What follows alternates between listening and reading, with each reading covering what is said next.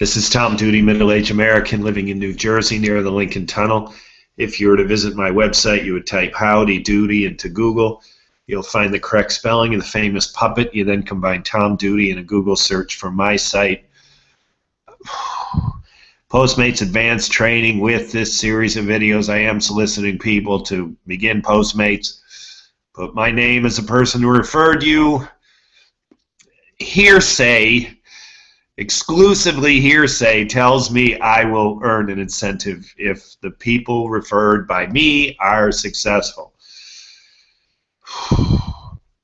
Tonight I was a victim of an assault with two men who were blocking the sidewalk. I was riding my bicycle on the sidewalk, which I'm not supposed to do.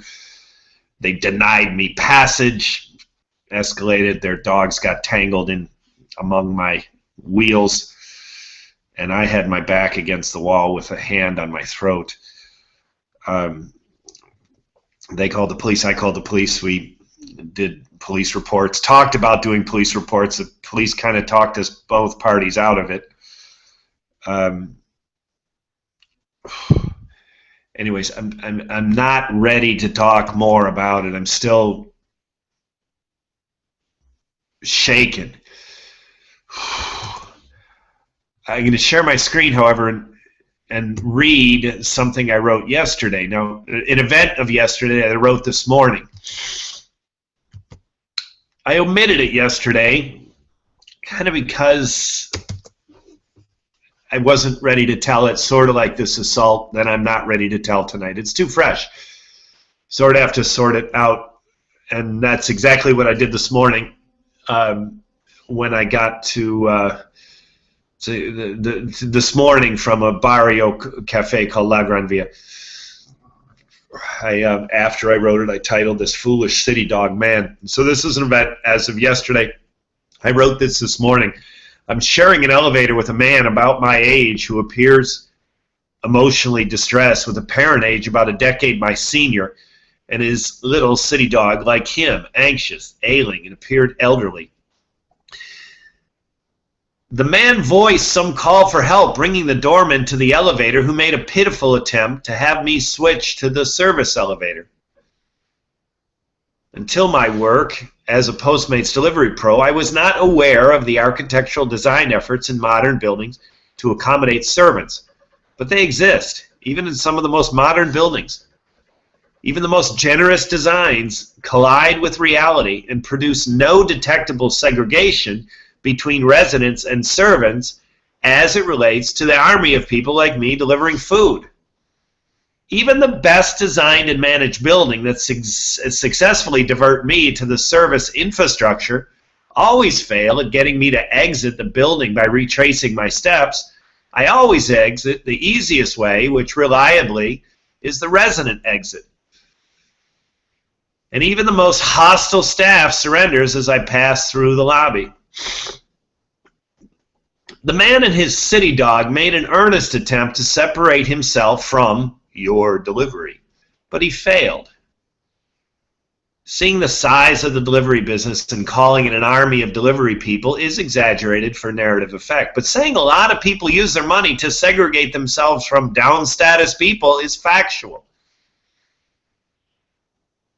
There are two occasions I can imagine myself separating myself from the city dog man. At a social engagement, the dog man would be very near the last person on my prospect list for fun social. And I would always prefer a bar or restaurant with no barking city dogs to one that sounds like a kennel. Back in the day, royalty went to great extents to segregate servant class people. As many pop dramas tell us, men still manage to father children with the maids. Lady Chatterley's lover repeats the drama, reversing the genders, and Arnold Schwarzenegger is a nonfiction version. As in our private spaces, social purity can create perfect relaxation to deserving people. But when the social purity is forced, with awkwardness, we risk looking foolishly desperate like the city dog man.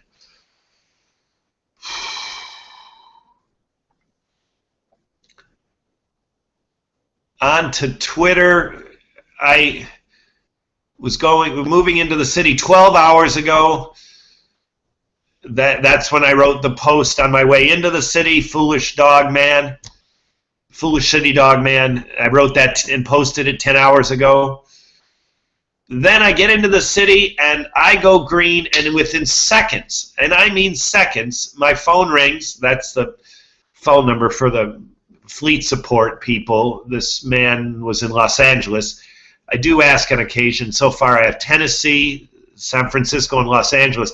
I have yet, even though I hear accents of people who didn't have American childhoods, like this man who is of Indian descent, I'm nearly sure, though not a current resident of India. He was in Los Angeles. He was verbally attaching me to an assignment, which I accepted. A little confused, didn't know how this assignment by phone call works, but there was an order that had been canceled. It was already an hour late, and so I was asked if I could do it. So I, of course, accepted, sort of regretted, and I was confused. I didn't know how to accept verbally, because when it comes on our app, we click, we press, we tap, accept, and then the order is there for us to look at. So I have nothing to look at. I don't know where it is, and he's just saying he's got an assignment, not a delivery. And so we ended up having 3 different phone calls. One that the middle one disconnected. The second one is where I got to mass this. So current Postmates people, if you haven't had one of these, I'm more than 200 deliveries, and this is only my second. The first one I declined. This one I accepted, and they are able to put it on your phone as if you accepted, and that's exactly what happened with Arby's. I had just gone green, so I had no active delivery assignments, and in seconds I get this phone call, I verbally accept, and he was able to put it on my phone. Now I just remembered. Call number 1 dropped, call number 2 dropped, and we finished this conversation on call number 3. It's not really relevant that it's 3 phone calls. It doesn't need to be multiple phone calls. So there it is. I accepted it. And I accepted it at, I don't know why I tweeted twice. I accept at 1 o'clock, and I get paid at 2:17. God, that seems like a lot of time, but that's probably what happened. It was long. I had to go all the way into the Upper East Side from Port Authority bus terminal with like 5 pounds of Coke and other stuff from Arby's. Then Chipotle right in the bar area where I was right across the street from this place. I got that one, and then I went offline. Right after I took that assignment, I went offline, and then I wrote this text. I guess I don't post. I got paid. I must have missed something. This Chipotle went normal, and I got paid for it. It was not very far. It was probably like $4 or $5. And then I went offline. I wrote this text. I went to this guy, wrote this text in this cafe, went to a different cafe and did some calling. This is the Chipotle promotion that we have notice of. And then I resume at 5 o'clock. So I only had 5 deliveries today, and this interruption that was at my own doing is part of why. So now I'm already 5 p.m. I only have 2 orders. And then I got another, I guess I got another Chipotle. I didn't remember that. And there I get paid for Chipotle. And this is a crazy place. Mighty Quinn's Barbecue, listeners. This has nothing to do with you. This is just human interest. Listeners. Look at this menu. Burnt ends. Does that sound healthy? Does it sound vegan? Barbecue. Chicken wings. Beef. Pork. Single serving. Okay. How about coleslaw? Not famously healthy. How about spare ribs? Not famously healthy either. How about palm frites? With your French fries? No, not famously healthy. Burnt and baked beans. Sound healthy? Nope. So there you go. In this, now, in the prior to a professional crash, I was a corporate climber, and I ended up in the food industry. And at one of my jobs, I was a lab supervisor in Yoplait. So, okay, I'm in the dairy industry in the early 90s. And at that time, yogurt was seen as healthy. Our yogurt was not especially healthy. It was loaded with sugar.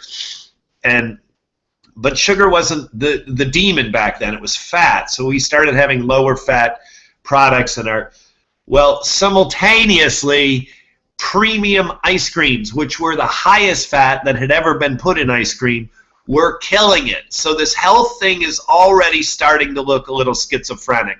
And today it's wildly schizophrenic with the vegan thing. So there it is, 1918, I got paid for something. Oh, obviously this health food, I'm sarcastic. And then I go offline. That was tonight at 9:21. And that's, listeners, those of you, how much do you make? You've got several ways to calculate this. You look here and you go back a few days or whatever, a week, and look at how many hours I work because it's all here, and then you look at how much this number increases because that's how much I make. If you subtract this number from the number a week ago and look at how many hours I work, that's going to give you an ongoing number of how much I work. Here's the specific payouts for tonight. I did this one for almost $5, that one a little more than $5. Whitman's was the night before. There's the Arby's. Oh, look at that! Kill it!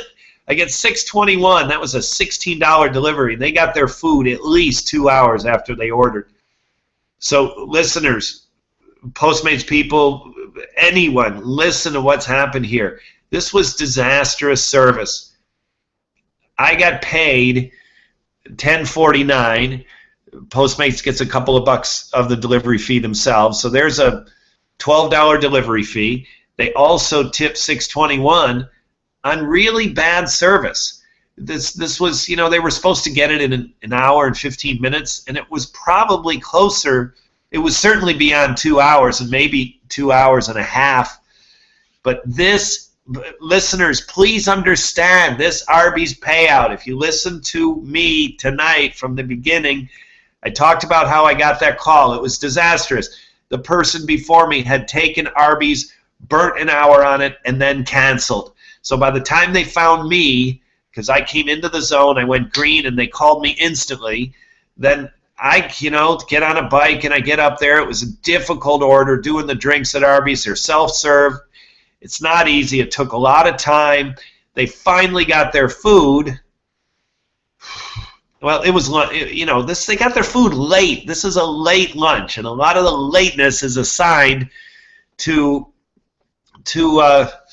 Postmates. Now, they tip after the service. They tip probably after they ate lunch, and they end up tipping me $6.21, which is a good tip. So, listeners, please don't miss this point.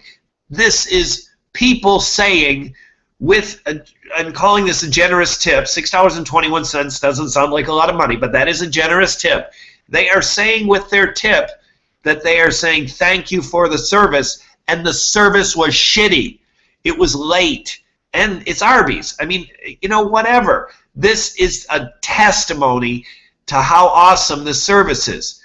People hate it, and they love it, and they use it, and they get angry at it. It's kind of like gets in the psyche of people. So here, please don't miss this. This is evidence of how wildly popular Uber is, Lyft, and now Postmates, and the whole host of other Caviar and Relay and all these other companies that are doing app-based delivery.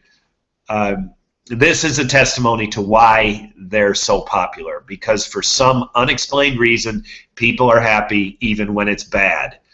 It gives them something to complain about. I don't know what it is. It's a mystery to me. So these people are obviously thrilled they can get Arby's takeout. Arby's doesn't do takeout unless you have Postmates or someone else that does on demand. So, wow, now we can get Arby's delivery. Does that sound good to anyone? Well, it obviously sounds good to some people. This has been Tom Duty, middle-aged American living in New Jersey near the Lincoln Tunnel. If you were to visit my website, you would type Howdy Doody into Google. You'll find the correct spelling of the famous puppet. You then combine Tom Duty and a Google search for my site.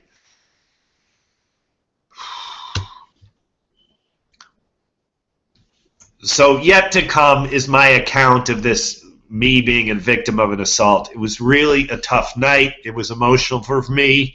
I'm still shook up, not quite ready to talk about it. More to come. Good day, good evening, or restful night's sleep. Ciao.